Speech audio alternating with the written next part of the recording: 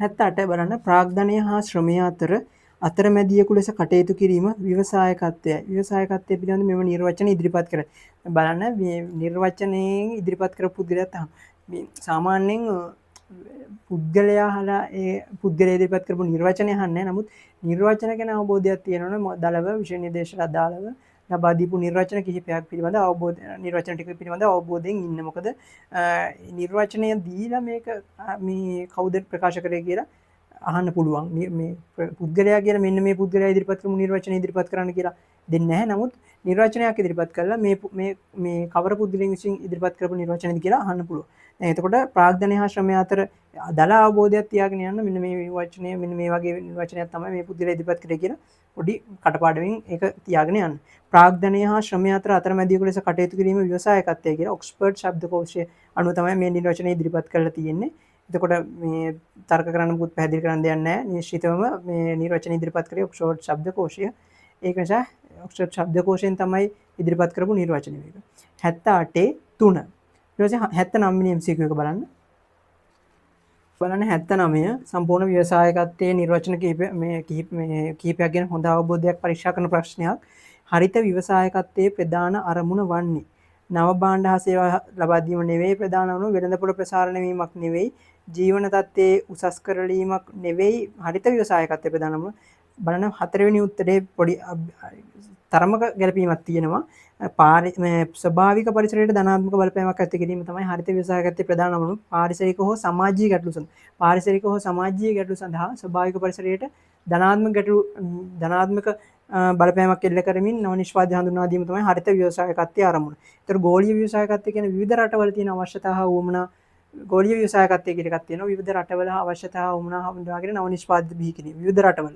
ඒක ගෝලීය ව්‍යවසායකත්වය. එතකොට සමාජීය ව්‍යවසායකත්වය කියන්නේ සමාජීය ගැටලු වලට නව මේ නිපැයුම් නිර්මාණාත්මක විසඳුම් ඉදිරිපත් කරමින් නව නිෂ්පාදිත බිහි කිරීම තමයි සමාජීය ව්‍යවසායකත්වය කියන්නේ. එතකොට කාන්තා ව්‍යවසායකත්වය කියන්නේ මේ රෝගය පැන නගින නව පාරිභෝගික අවශ්‍යතා හා ඕනා පදනම් කරගනිමින් ඒවට ගැලපෙන නව නිපැයුම් කාන්තාවන්ගේ ප්‍රවේශ වීමෙන් නිෂ්පාදනය කිරීම තමයි කාන්තා ව්‍යවසායකත්වය කියන්නේ. අභ්‍යන්තර ව්‍යවසායකත්වය කියලා දෙකුත් අපි කතා කරනවා. ඒ කියන්නේ ආයතනය තුළ සේවකයන්ගේ මේ නව නිර්මාණාත්මක හැකියාවලින් බිහි කරන නව නිෂ්පාදන වලට තමයි අභ්‍යන්තර ව්‍යවසායකත්වය කියලා කියන්නේ. ඒ නිසා නිර්වචන පිළිබඳ මේ අවබෝධය තියෙන්න ඕන අනිවාර්යයෙන්ම නැත්නම් MCQ එක වගේම රචනා දෙවන කොටසේ රචනා මාදිරි ප්‍රශ්නයක ව්‍යුහගත රචනා ප්‍රශ්නයක උත්තරය ගැනීමේදී ගැටලු ඇති වෙන්න පුළුවන්. ඒ නිසා සම්පූර්ණ අවබෝධය තියාගන්න ඕන.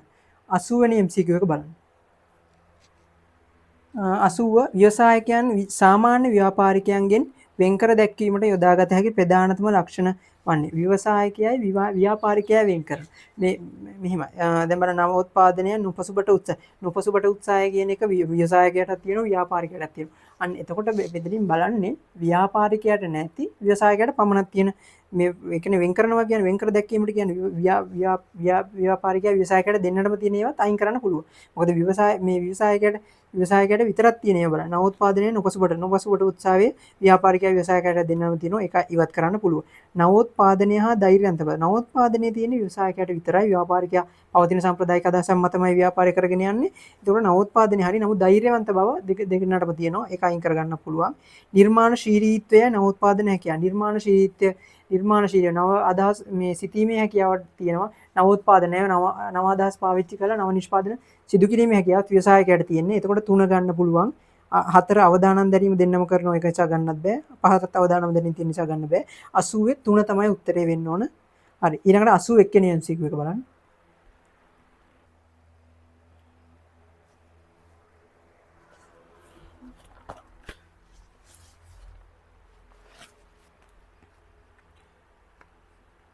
හරි 81 ව්‍යවසායකයා ව්‍යාපාරයේ මෙහෙයුම් කටයුතු සිදු කරන අතර ව්‍යාපාරයේ අරමුණු ඉටු කර ගැනීම සඳහා සම්පත් උපයෝග කරගනි. බලන්න ඉහත දක්වා ඇති අදහස ව්‍යවසායකත්ව ක්‍රියාවලියේ කුමන පියවර හා ගැළපේද? ව්‍යවසායකත්ව ක්‍රියාවලියේ පියවර 5ක් තියෙනවා. ව්‍යවසායකත්ව ක්‍රියාවලියේ පියවර 5 තමයි එක නව්‍යතා සොයා ගැනීම, 2 සංකල්ප ගොඩනැගීම හා ව්‍යාපාර සැලැස්ම සැකසීම, 3 අවශ්‍ය සම්පත් සම්පාදනය, 4 යථාර්ථයක් බවට පත් කිරීම, 5 ප්‍රතිලාභ ලැබීම. මේකත් මේ යටතේ නව්‍යතා සොයා ගැනීම සම්බන්ධයෙන් මොනවද තියෙන්නේ? නව්‍යතා ජනනයයි පරිසර අධ්‍යයනයේ අවශ්‍යතා හඳුනා ගැනීම. නව්‍යතා ජනනය පරිසර අධ්‍යයනයේ අවශ්‍යතා හඳුනා ගැනීම ඒක සම්බන්ධ වෙන්නේ නැහැ. දැන් අපි මේ අපේ වගන්තිය දීලා නැහැ. ඒක ඒ පියවර නෙවෙයි. ඊළඟ දෙවෙනි පියවරට ගියොත් නව්‍යතා සොයාගත්තට පස්සේ නව්‍යතා ටික හොයාගත්තට පස්සේ ඊළඟට ඒ නව්‍යතා වලින් සංකල්ප ගොඩනගලා ව්‍යාපාර සැලැස්ම සකස් කරනවා. ව්‍යාපාර සැලැස්ම සැකසීමත් විස්තරාත්මක වැඩපිළිවෙළ සැකසීමත් තමයි දෙවෙනි පියවරට අයිති වෙන්නේ ව්‍යවසායගත ක්‍රියාවලිය පියවර. තුන්වෙනි පියවරට යද්දී දැන් මේ නව්‍යතා හොයාගත්තා සංකල්ප ටික ගොඩනගලා ව්‍යාපාර සැලැස්ම හැදුවා. දැන් අවශ්‍ය සම්පත් සම්පාදනය කරනවා. මේ වැඩපිළිවෙල දෙවෙනි එකේ ගොඩනගාගත්ත ව්‍යාපාර සැලැස්ම ක්‍රියාත්මක කරන්න අවශ්‍ය සම්පත් ටික සම්පාදනය කරගන්නවා. අවශ්‍ය මූල්‍ය මානව භෞතික සම්පත් අත්කර ගැනීම. දැන් බලන්න ඒකත් වගන්තිය නෑ. ඒ පියවරක් නෙවෙයි. අවශ්‍ය මූල්‍ය මානව භෞතික සම්පත් ටික සම්පාදනය කරගත්තා. මේ මුදල් ටික රැස් කරගන්නේ කොහෙන්ද? මානව සම්පත් රැස් කරගන්නේ කොහොමද? භෞතික සම්පත් ගන්නේ මොනවද? ඒ ටික තියෙන එක. ඊට පස්සේ යථාර්ථයක් බවට පත් කරගන්න. මෙතනදී නව්‍යතා සම්පාදනය කරා. මෙතන සංකල්ප ගොඩනගලා වැඩපිළිවෙල හැදුවා. මෙතනදී මේ වැඩපිළිවෙල අනුව ක්‍රියාත්මක වෙන අවශ්‍ය සම්පත් ටික එකතු කරගත්තා. මෙතනදී තමයි ඒක යථාර්ථයක් බවට පත් කරන්නේ. මෙහෙයුම් කටයුතු සිදු කරලා ව්‍යාපාරයේ ආරම්භන වෙනුවෙන් සම්පත් භාවිත කරනවා. මේ අවශ්‍ය මූල්‍ය සම්පත්, මානව සම්පත්, භෞතික සම්පත් එකිනෙකට සංයෝජනය කරලා මෙහෙයුම් කටයුතු සිදු කරලා ව්‍යාපාරයේ මේ අපේක්ෂිත අරමුණු ඉටු කර ගැනීමට අවශ්‍ය සම්පත් භාවිත කිරීම සිදු කරනවා. බලන්න උත්තරවල ඒක තමයි මේ ව්‍යවසායකත්වයේ ව්‍යාපාරයේ මෙහෙයුම් කටයුතු සිදු කරනවා. ව්‍යවසායකයා මෙන්න ව්‍යාපාරයේ මෙහෙයුම් කටයුතු සිදු කරලා ව්‍යාපාරයේ අරමුණු ඉටු කර ගැනීමට අවශ්‍ය සම්පත් උපයෝගී කර ගැනීම. මේ ව්‍යාපාරය ආරම්භ කරගන්න සම්පත් භාවිත කරන්නේ මෙන්න මෙතන මේ යථාර්ථයක් බවට පත් කිරීමේ පියවර. ඊළඟට පස්වෙනි පියවර ප්‍රතිලාභ ලැබීම.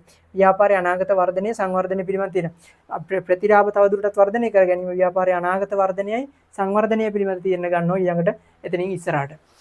එතකොට අපේ ප්‍රශ්නෙට අදාළ උත්තරේ වෙන්නේ යථාර්ථයක් බවට පත් කිරීම 81 4වෙනි එක තමයි උත්තරේ. 4වෙනි උත්තරේ තමයි ගන්න ඕනේ. ඊට පස්සේ 82වෙනි ප්‍රශ්නේ බලන්න. 82 අපි මම පැහැදිලි කිරීම ටික කලින් කරපු නිසා මේක පොඩ්ඩක් දැන් මේ ලේසි මේ කරගන්න.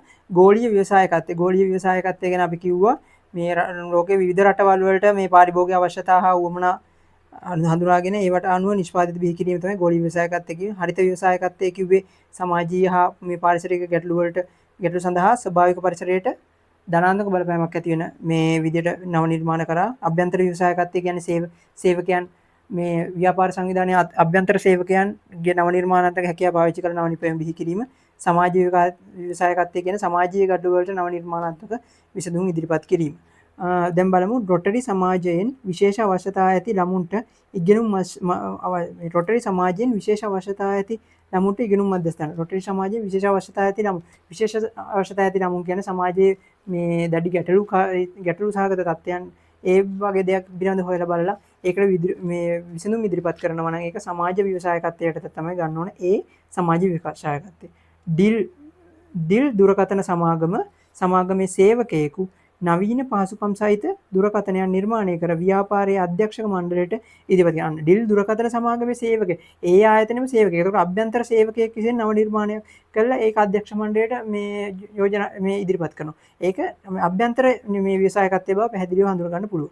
ඒතකොට B3ට එන්නේ ඉෂ්ටා දුරකථන සමාගම නෙට් දුරකථන සමාගම සමග ඒකාබද්ධ. දුරකථන සමාගම දෙකක් ඒකාබද්ධ වෙලා නමුත් නැවත නිවැරදිව තාම ව්‍යවසායකත්වය හඳුනා ගන්න බෑ. දෙවෙනි කොටස බලන්න ඒකාබද්ධව නවතම කතන පහසුකම් වලින් සමන්විත අන්තර්ජාල සේවා සපයන්න. එතනදී තමයි ගන්න ඕන පොයින්ට් එක බලන්න. ඒකාබද්ධව නවතම කතන පහසුකම් වලින් සමන්විත අන්තර්ජාලය කියන්නේ ලෝකයටම සේවා සැපීම.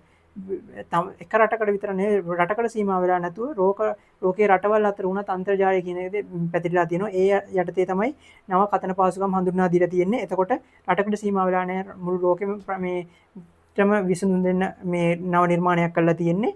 ඒක එතකොට ගෝලීය ව්‍යවසායකත්වයේ විදිහට ගන්න පුළුවන් C එන්න ඕන එකට.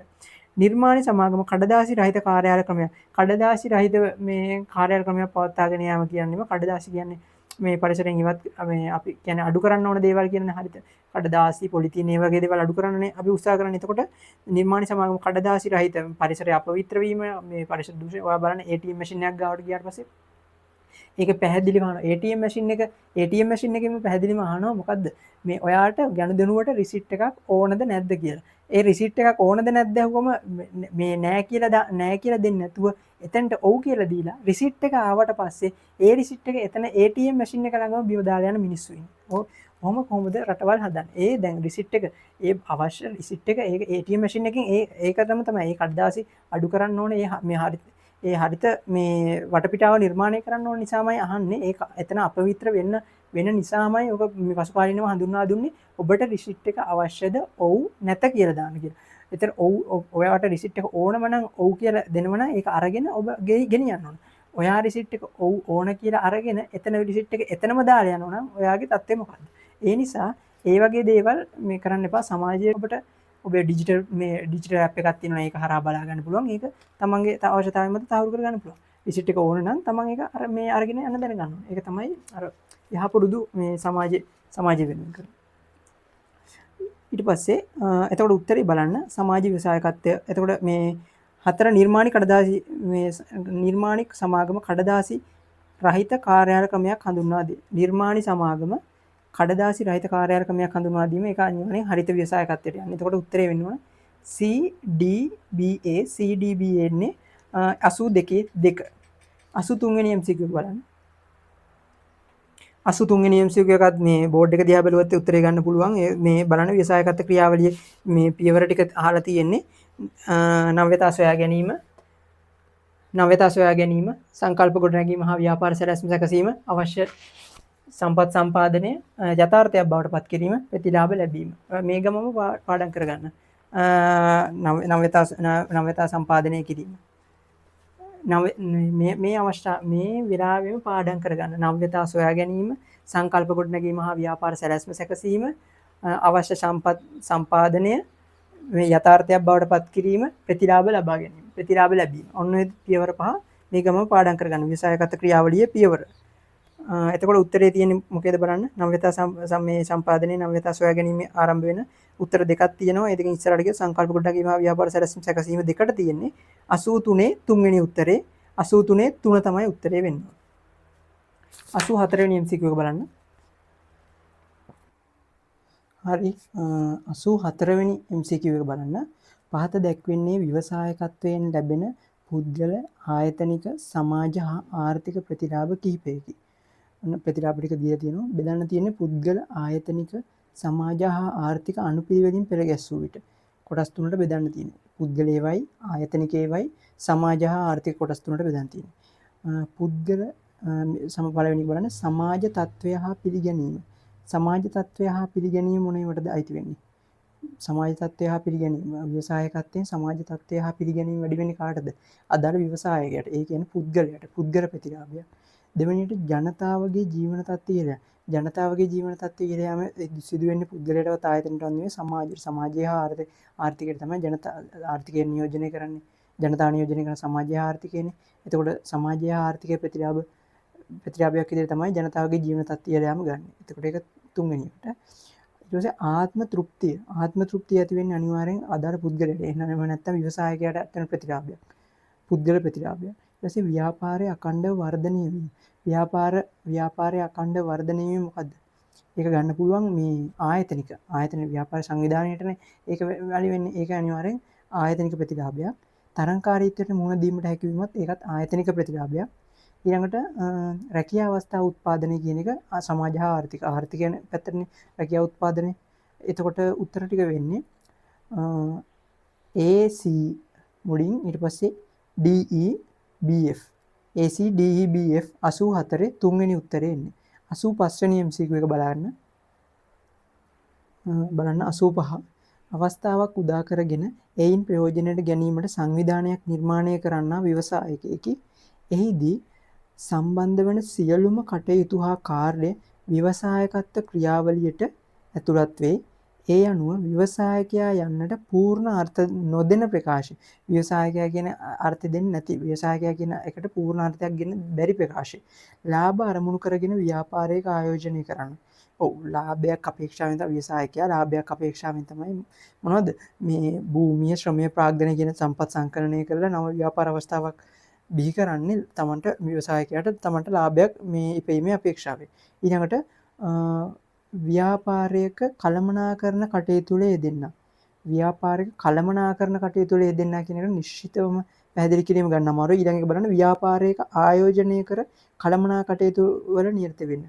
ව්‍යාපාරයක ආයෝජනය කර ආයෝජනය කරලා මේ භූමිය ශ්‍රමය ප්‍රාග්ධනීය භූමිය ශ්‍රමය ප්‍රාග්ධනීය කියන තුනට මේ ආයෝජනය කරලා ප්‍රතිලාභයක් අපේක්ෂාවෙන් කළමනාකරණ කටයුතු ගෙන යාම.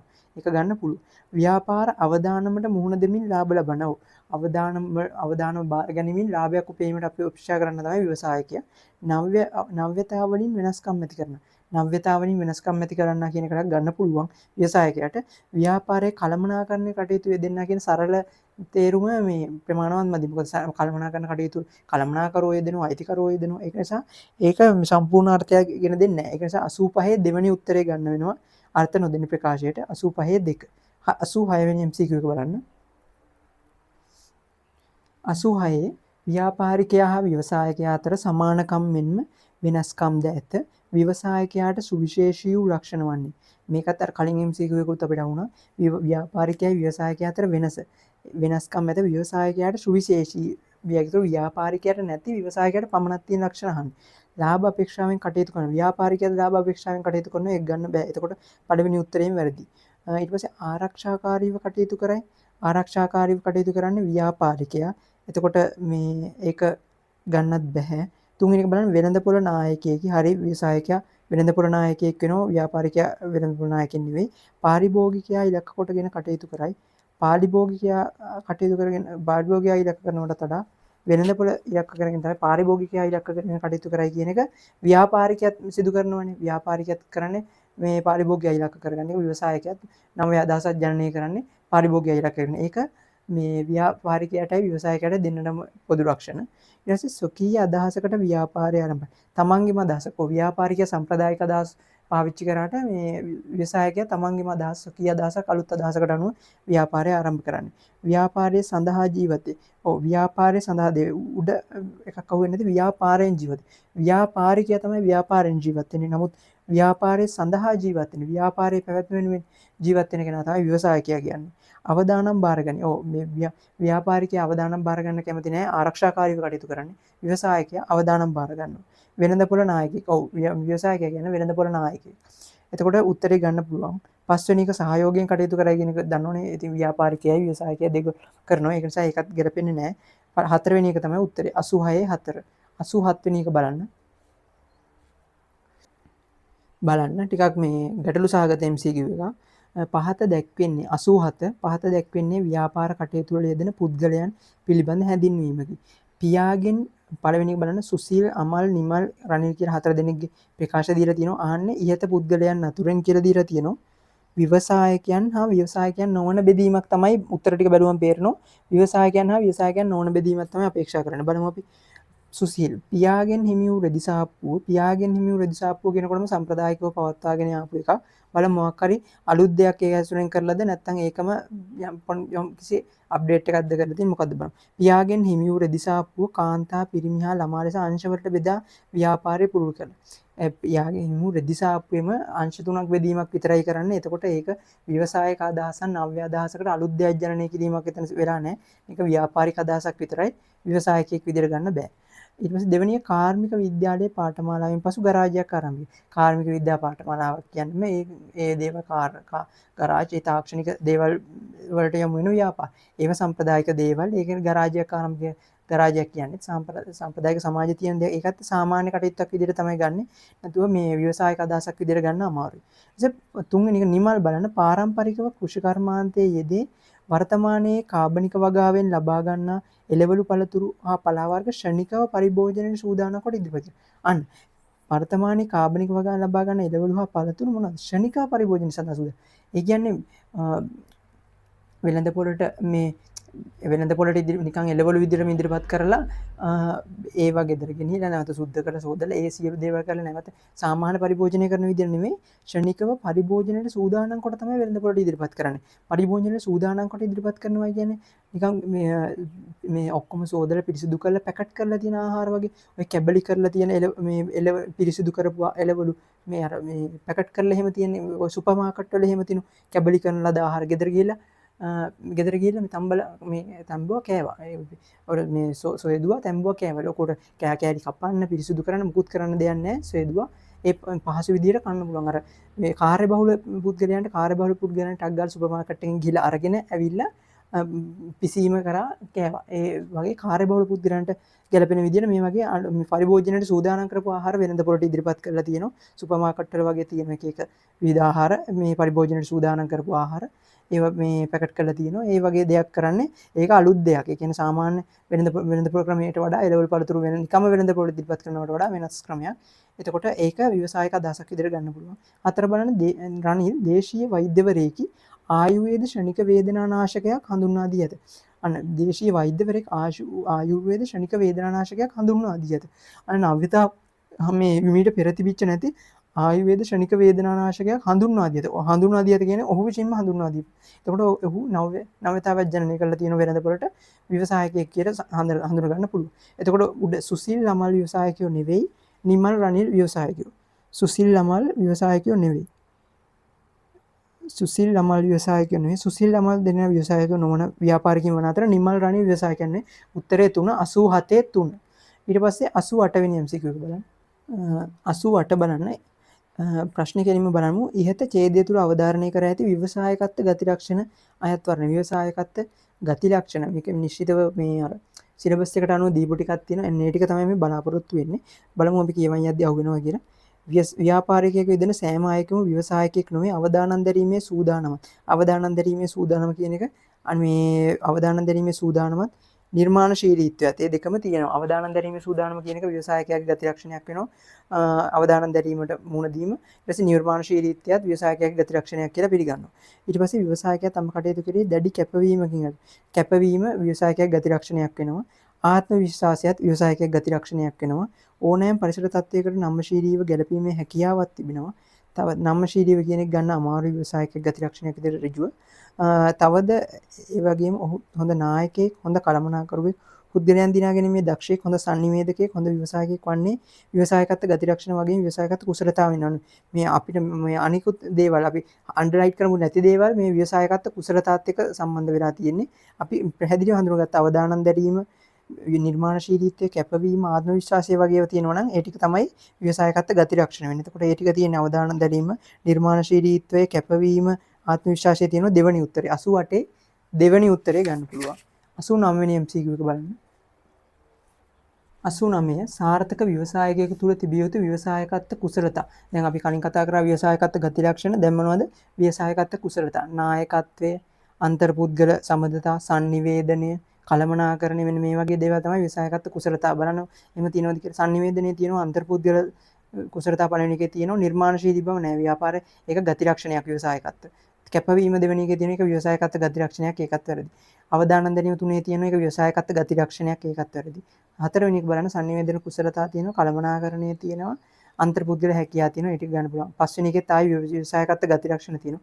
ඒතර ව්‍යවසායකත්ව කුසලතා තියෙන උත්තරේ sannivedana, කළමනාකරණය, අන්තර්පුද්ගල 89 4.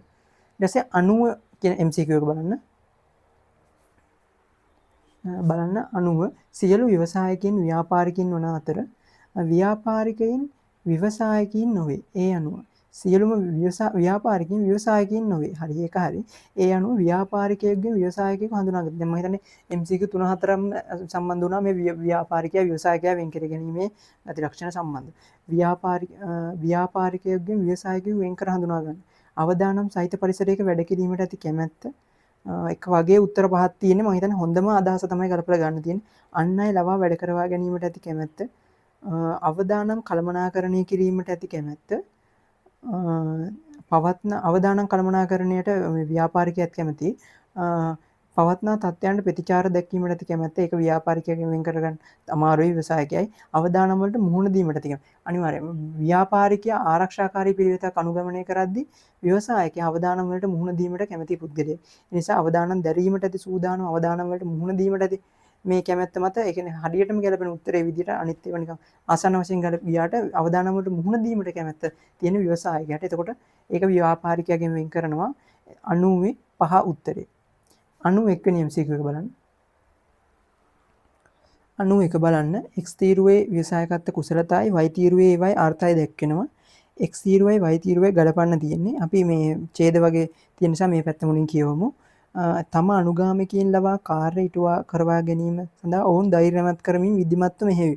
අනුගාමිකයින් ලවා කාර්ය කරවා ගන්න ඔවුන් ධෛර්යමත් කිරීම ගන්න පුළුවන් අන්තර්පුද්ගල කළමනාකරන sannivedana නායකත්ව කියන එකෙන් නායකත්ව කුසලතාවල අනුගාමිකයින් ලවා කාර්ය කරවා ගැනීමත් ඔවුන් අභිප්‍රේරණය කිරීමත් නායකත්ව කුසලතාවයක් විදිහට සලකනවා. එතකොට ඒක එතෙන්ට එන්නේ.